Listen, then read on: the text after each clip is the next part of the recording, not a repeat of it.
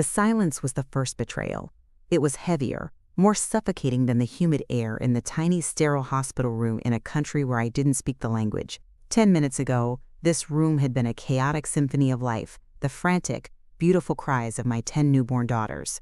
Now, their whimpers were fading, and the only sound was the quiet, rhythmic beeping of machines I didn't understand.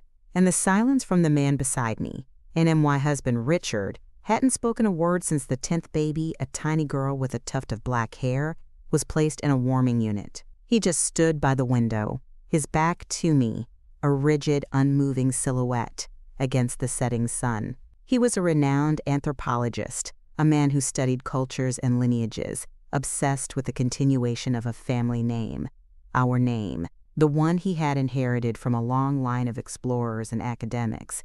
"And Richard," I whispered, my voice a raw, shredded thing. "Aren't they beautiful?" NHE finally turned, and the look on his face will be seared into my memory for eternity. It wasn't anger. It wasn't disappointment. It was a cold academic curiosity, the look he gave a fossil that had turned out to be a fake. He looked at the 10 bassinets, at the 10 tiny, perfect daughters fighting for every breath, and he saw nothing of value. "An anomaly," he said, his voice devoid of all emotion. "A statistical improbability, a genetic dead end." NHE picked up his leather satchel from the chair, the one filled with his precious research notes. He adjusted the collar of his shirt, a small, fussy gesture that was so jarringly normal it made my head spin. He walked towards the door, his footsteps echoing in the cavernous silence. He didn't look at me. He didn't look at them. "Richard, where are you going?" I cried, trying to push myself up, a searing pain shooting through my abdomen. "Richard, they're your children." NHE paused at the door, his hand on the handle, and looked back at me. His eyes were like chips of ice. "No," he said, with a chilling finality. "They are not part of my lineage. They do not continue the name. Therefore, they are not my children. They are simply your problem." NHE opened the door and was gone. He left me alone in a foreign hospital with 10 premature babies, no money, and a passport he had taken from my purse just hours before for safekeeping. He hadn't just left me. He had disowned us. He had erased us from his history, from his precious lineage, as easily as striking a line through a miswritten note. As the weight of his words crushed me, I looked at my 10 daughters, my 10 tiny, rejected miracles. He thought he was leaving us to disappear, to become a forgotten footnote in a foreign land. He had no idea that he had just created 10 reasons for me to survive, to fight, and to one day rewrite the history he held so dear. NIF, this story already has you holding your breath. Please show your support by hitting that like button and subscribing. You need to witness how a mother's love can build an empire from the ashes of rejection. Let's go back to where this nightmare began. I met Richard at a university gala.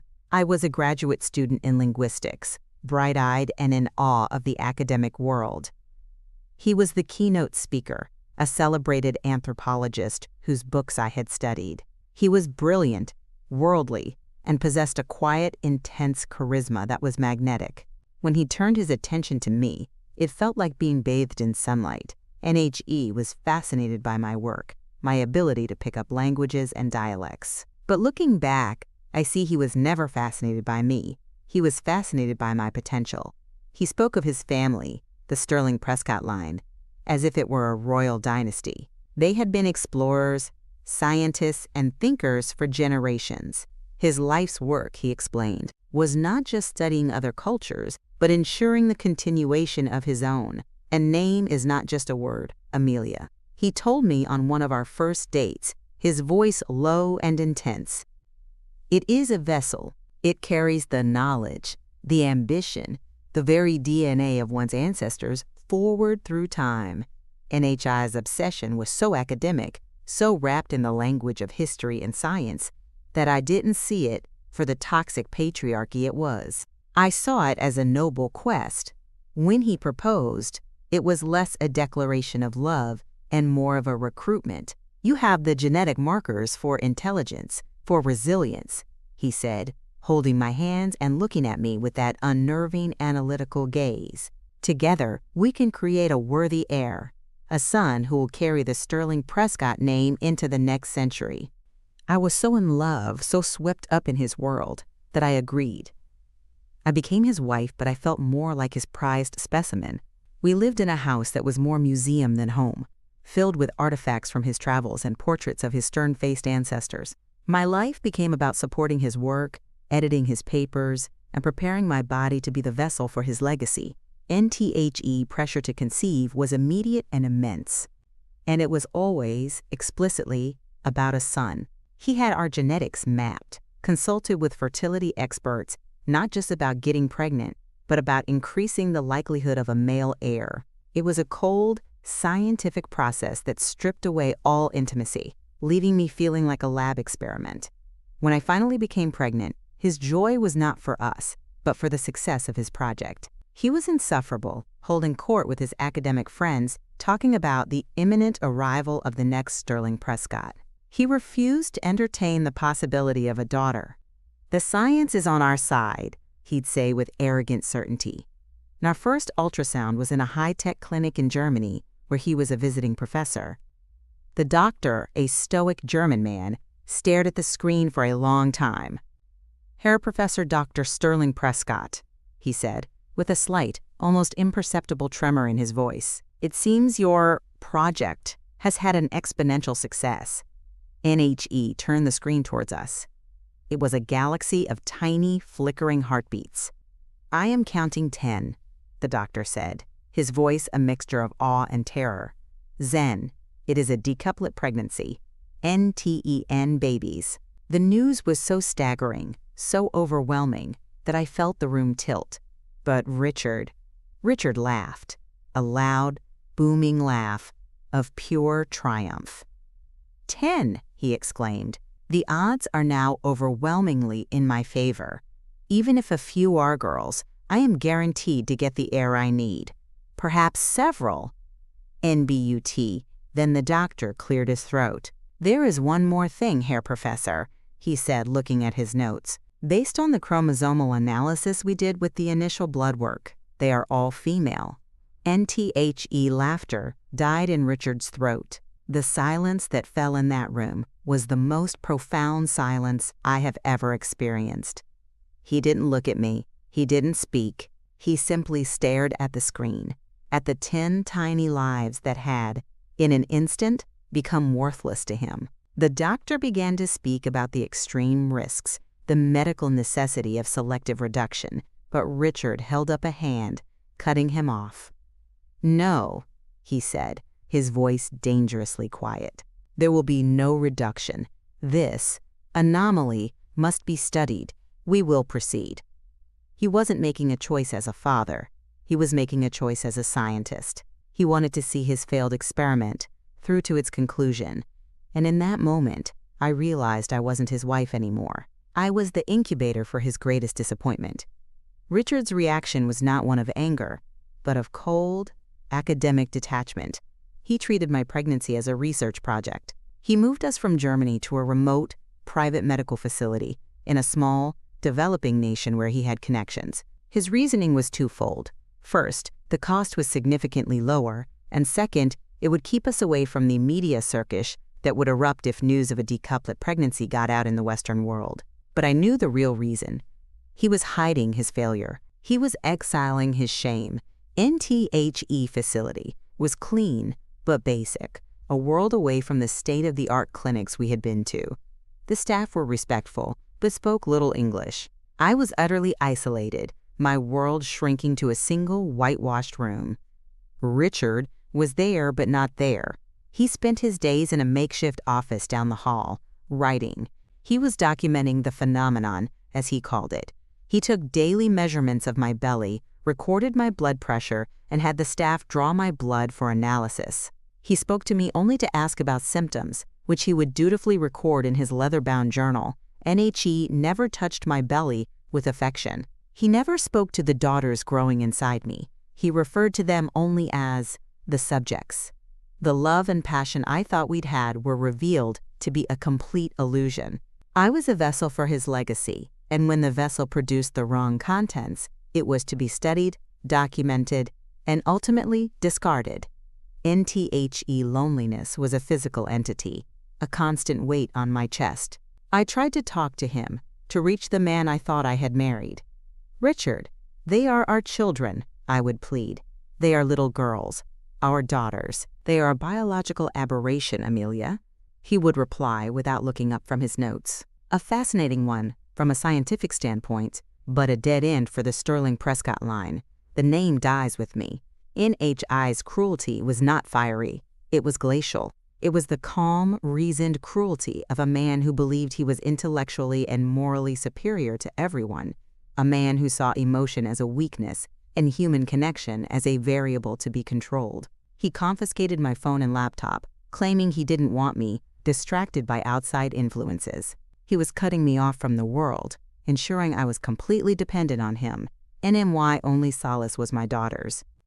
I would lie in the quiet room for hours, my hands spread across my enormous belly, and I would talk to them. I gave them names, 10 of them, names of strength and virtue from different languages I had studied. Alethea, truth; Elara, shining light; Kyra, peaceful; Demira, long live the world; Nia, purpose; Reina, queen; Serena, sun; Thalia, to blossom; Valentina, strong; and Zora, dawn. I would whisper their names, telling them they were loved, that they were wanted, that they were not subjects or anomalies, but my precious, precious girls. NTHE day of their birth was terrifying. I was only 30 weeks along when I went into labor. The local medical team, led by a calm, elderly doctor, performed the C-section. Richard was in the room, not as a husband, but as an observer, standing in the corner, taking notes. One by one, my daughters were born, a chorus of tiny, fragile cries filling the room. They were so small, so perfect. As each one was taken to a warming unit, a nurse would announce her weight and condition in her native tongue. I watched Richard's face. It remained impassive, analytical. He was counting, cataloging. When the 10th baby, Zora, was born, the room fell quiet. The medical team had done their job. 10 tiny lives had been brought into the world. I looked at Richard, my heart full of a desperate, foolish hope that seeing them, hearing them, would change him, that the father would finally conquer the scientist. It was then that he closed his notebook, turned his back on his 10 newborn daughters, and walked out of my life, leaving me in a foreign country with 10 mouths to feed and a heart shattered into a million pieces. The exile was complete. NNTHE, first 24 hours after Richard left, were a descent into a living nightmare. The hospital administrator, a man with a kind but worried face, came to my room. Through a nurse who acted as a translator, he explained that my husband had settled the bill for the delivery, but had made no arrangements for the ongoing care of 10 premature infants. The cost would be astronomical. He also informed me, with deep regret, that my passport was missing from the hospital safe, where Richard had insisted on storing it. NTHE trap was perfectly laid. I was stateless, penniless, and responsible for 10 critically fragile babies in a country where I was a ghost. I had no embassy to run to, no family to call. Richard hadn't just abandoned us. He had engineered a situation designed for us to fail, to disappear, to become a tragic local news story that would never reach his pristine academic world. In FOR a moment, I gave in to despair. I curled up in the stiff hospital bed and sobbed, a raw, hopeless sound of utter defeat. It was the cry of one of my daughters that pulled me back, a tiny, insistent wail from the NICU down the hall. It was Naya. Her name meant purpose, and in that moment, I found mine. And I got out of bed, my body screaming in protest, and walked to the nursery. I stood before the 10 incubators, a wall of glass and steel separating me from my children. I looked at their 10 tiny faces, their chests rising and falling with heroic effort. He called them a dead end. I saw 10 new beginnings, and I sought out the head nurse, a woman named Angeli. She was stern and efficient, but her eyes held a deep well of compassion. With the help of the translator, I explained everything. I didn't spare a single detail of Richard's cruelty. As I spoke, I saw her expression shift from professional concern to quiet, simmering fury. When I was finished, she simply nodded. "You are not alone, Mrs. Sterling," she said, her voice firm. "Here, we are mothers first." What happened next was a miracle, woven from the threads of human kindness. Anjali spoke to the hospital staff, the nurses, the cleaners, the cooks, the doctors. They were not wealthy people, but they rallied around me. They started a collection, pooling their own money to cover the initial costs of the NICU. They brought me food from their own homes. The cleaners would leave a single fresh flower on my bedside table each morning. The cooks would make me special broths to help my recovery. Anjali became my general. She knew the system. She made calls to local charities, to women's advocacy groups, to the one overworked immigration lawyer in the city who worked pro bono. The story of the 10 little girls and the mother who stayed began to spread through the local community, not as a tragedy, but as a tale of resilience. And a local artisan who made baby clothes brought me 10 tiny, hand-knitted hats. A farmer left a basket of fresh vegetables at the hospital entrance every morning, addressed to the Mother of Angels. The owner of a small guest house offered me a room for when I was discharged, free of charge. These were not grand gestures. They were small, quiet acts of profound humanity. They were a lifeline, pulling me from the abyss Richard had thrown me into. He had left me in a foreign land, expecting me to be swallowed by its indifference. He had underestimated the power of a shared humanity, the fierce, protective instinct of a community of strangers who saw not a problem, but a mother and her children in need. I was a long way from home, but for the first time in years, I wasn't alone. I was surrounded by an army. Not a bois and in life in the small guest house was a lesson in organized chaos. The owner, a gentle widow named Mrs. Devi, gave me 2 adjoining rooms. They became our entire world. With the help of Anjali and a rotating roster of volunteer nurses and women from the town, we created a routine, a 10-fold path of survival. NTHE days were a blur of feeding schedules, temperature checks, and endless laundry. I learned to mix formula by the gallon, to sterilize bottles in a giant pot on a single gas burner, and to distinguish the cries of my 10 daughters. Alethea's cry was sharp and demanding, while Kyra's was a soft, questioning coo. I learned to sleep in 20-minute increments, my body in a constant state of alert. In BUT, amidst the exhaustion, there was an incredible joy. I was finally able to be a mother to my girls. I held them, sang to them in the languages I knew, and told them the story of the kind strangers who had saved us. Our little room, filled with donated cribs and second-hand clothes, was more of a home than the sterile museum Richard and I had lived in. NMY immigration lawyer, a young, fiery woman named Priya, was working tirelessly to solve the puzzle of my identity. He was clever, she told me during one of our meetings. By declaring you have no fixed address and no passport, he has made you a ghost. We need to prove who you are and who he is. NTHE key, we realized, was Richard's own obsession, his work. He had published dozens of articles and books. In many of them, in the acknowledgments section, he thanked his brilliant wife, Amelia Sterling Prescott, for her linguistic expertise and editorial support. It was a breadcrumb trail he had left in his arrogance, never imagining it could be used against him.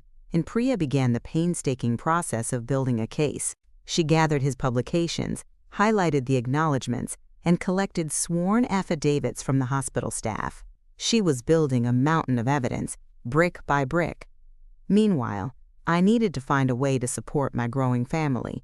I couldn't work legally, but I had a skill. I was a linguist.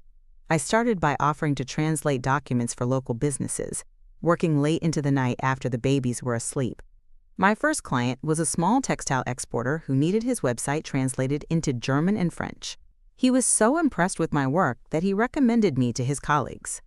And soon, word of the foreign mother with the gift of tongues spread through the city's small business community. I started a small, unofficial translation service from my room in the guest house. I called it Tenfold Translations. The name was a quiet act of defiance. I was turning the source of Richard's rejection into my means of survival. NTHE work was demanding, but it gave me a sense of purpose beyond motherhood. It was my own, something I was building with my own mind. As my daughters grew stronger, so did my business. I hired 2 other women from the town, both mothers who needed flexible work, to help me. We were a small, unlikely team, building a future from a tiny room filled with the sounds of babies and the clicking of keyboards. Richard had intended for us to be a dead end. But here, in this foreign land, surrounded by the kindness of strangers, we were forging a new path. A tenfold path, with every step leading us further away from the man who had tried to erase us, and closer to a future we were building for ourselves.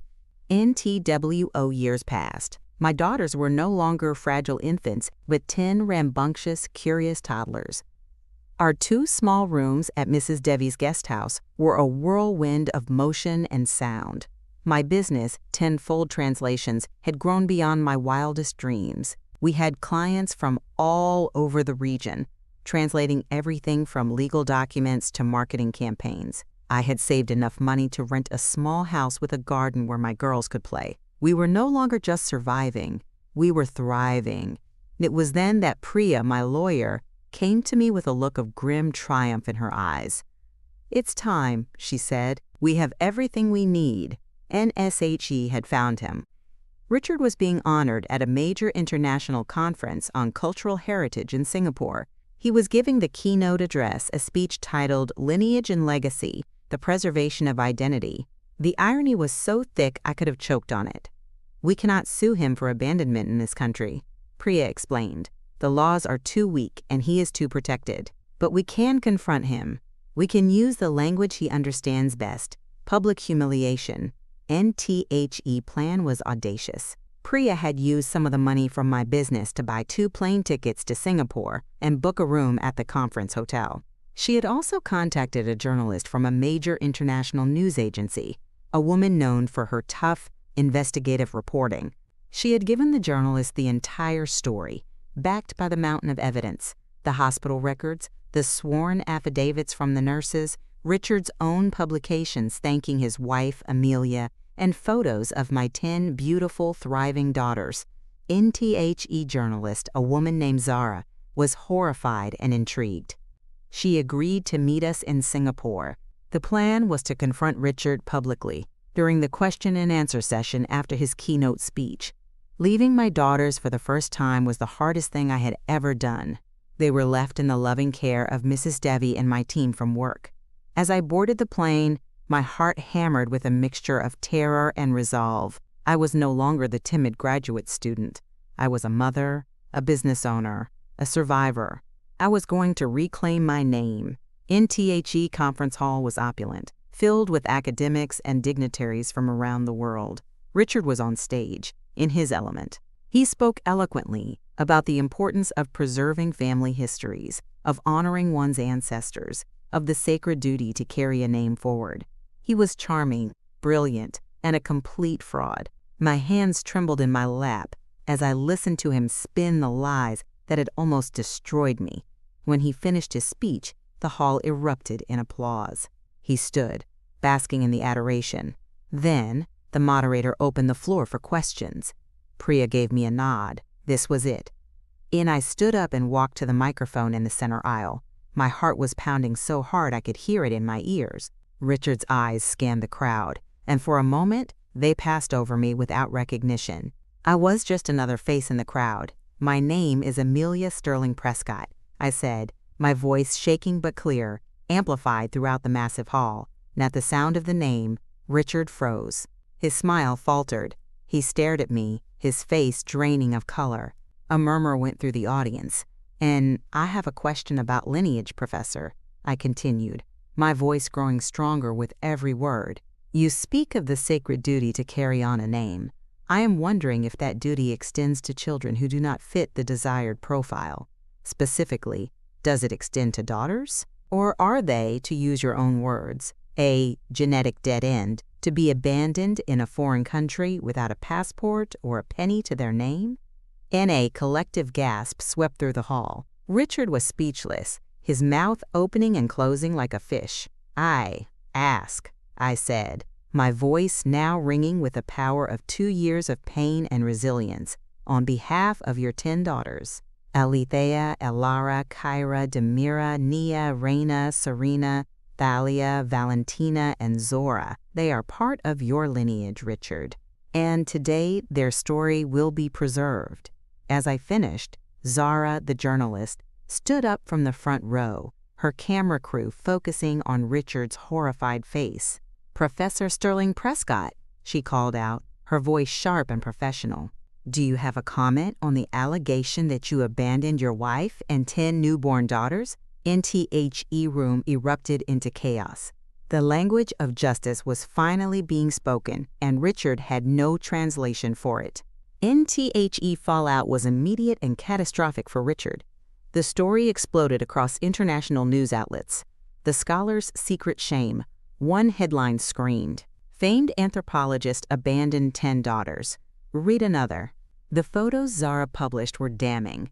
Richard's stunned, guilty face at the conference, juxtaposed with beautiful, vibrant photos of my 10 girls playing in our garden. NHI's academic world, the one he had so carefully curated, turned on him with breathtaking speed. The conference organizers issued a public apology. His university launched an immediate investigation. His publisher recalled his latest book. The name Sterling Prescott, the vessel he held so sacred, was now irrevocably tarnished, associated not with intellectual pursuit, but with monstrous cruelty. And I returned home, not to a quiet life, but to a global spotlight. But this time, I was in control of the narrative. I gave one, and only one, in-depth interview to Zara. I told our story, not for revenge, but for the record. I spoke of Richard's coldness, but I focused on the incredible kindness of the community that had saved us. I talked about my business, about the strength of the women I worked with, and about the 10 incredible little girls who were the true legacy. NTHE interview went viral. Support poured in from all over the world. Donations, offers of legal assistance, messages of solidarity. A prestigious international law firm took on my case pro bono, filing a massive lawsuit against Richard in the UK courts for damages, child support, and emotional distress. Faced with irrefutable evidence and public ruin, Richard didn't even fight. He settled for an amount that would ensure my daughters would want for nothing. NBUT, the money was never the point. The point was the truth. And back in my adopted home, life was changing. With the resources from the settlement, I was able to expand tenfold translations into a major enterprise. I established a foundation to provide education and business grants for local women, naming it the Tenfold Path Foundation.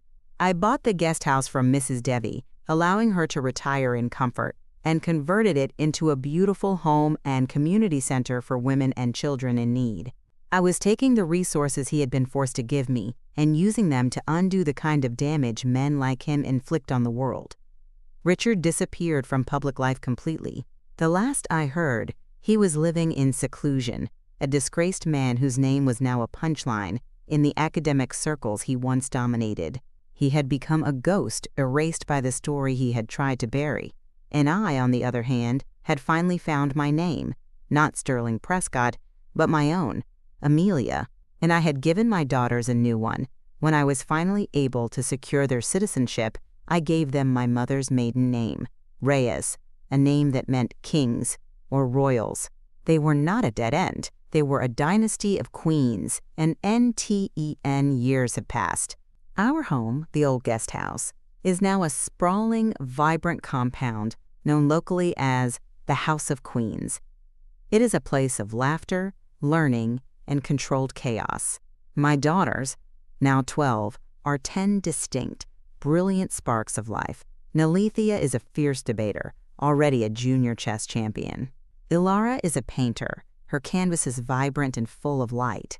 Kyra is a budding diplomat, the peacemaker among her sisters.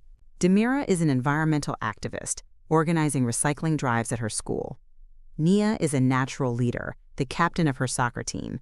Reina is a gifted storyteller, her plays performed by her sisters in the garden. Serena is a scientist, her room a maze of telescopes and chemistry sets. Thalia is a gardener, her flowers winning local awards. Valentina is a fearless rock climber and athlete. And Zora, my little Dawn, is a poet, her words possessing a wisdom far beyond her years. They are the Sterling Prescott legacy, though they do not carry the name. They possess the intelligence, the ambition, and the resilience Richard so admired, but it is tempered with the one thing he lacked: compassion. And MY Company, tenfold, is now one of the largest employers of women in the region. The foundation has helped hundreds of women start their own businesses and send their children to university. The kindness that was shown to me by strangers has been multiplied 1,000-fold. One evening, I was sitting in the garden, watching my 10 daughters playing a chaotic game of tag under the soft glow of the lanterns. Zora came and sat beside me, her notebook in her lap. "Mom," she said, her dark eyes serious, "I was reading about him today. Online. Professor Sterling Prescott." I felt a familiar, faint pang, not of pain, but of a distant memory. "Oh?" I said. "And what did you think?" NSHE looked out at her sisters, a whirlwind of motion and life. "I think," she said slowly, choosing her words with the care of a poet, "that he was a man who collected empty vessels. He spent his whole life looking for the perfect one, but he was so obsessed with the container, he didn't realize that the treasure was the part that overflowed." Tears welled in my eyes. I pulled her close, my heart swelling with a love so vast it felt infinite. "You are so right, my love," I whispered into her hair. NHE had disowned us. He had tried to cast us into the darkness, to make us nothing, but he had failed. He didn't understand that when you try to bury 10 seeds, you don't get a grave, you get a forest. And my forest, this beautiful, chaotic, brilliant house of queens, was just beginning to grow.